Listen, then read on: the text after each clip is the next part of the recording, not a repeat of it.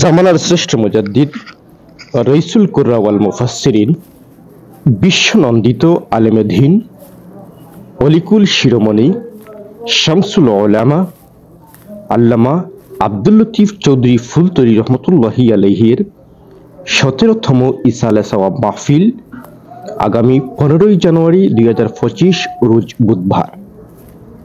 প্রতি বছরের ন্যায় এবারও বালাই হাওর সাজতে শুরু করেছে তার স্বমহিমায়।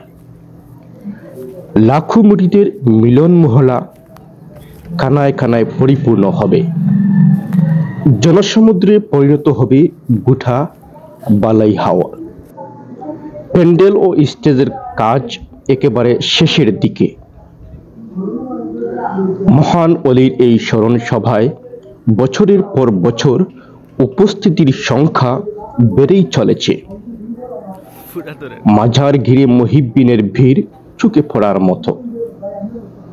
দেশের বিভিন্ন জেলা প্রত্যন্ত অঞ্চল থেকে লক্ষ লক্ষ মুসল্লিগণের সরব উপস্থিতি সত্যিই বিরল।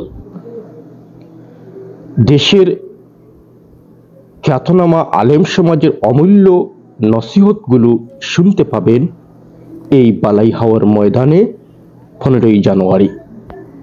দেশের এই বিখ্যাত প্রখ্যাত আলেম সমাজের নসিহতগুলো শোনার মতো।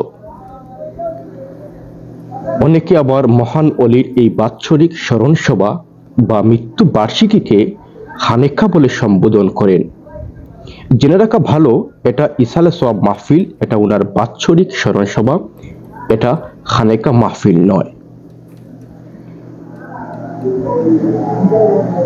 ১৫ই জানুয়ারি রোজ বুধবারে আপনারা এখানে কোনো ধরনের হট্টগোল পাবেন না।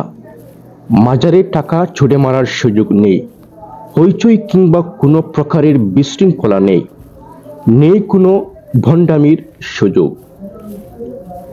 লাখো জনতার উপচে পড়া ভিড় আর হাজার হাজার গাড়িবহর জকিগঞ্জে আগমন করবে ১৫ই জানুয়ারি। এটা ফুলতলী সাহেব রহমতুল্লাহি আলাইহির কারামত বটে।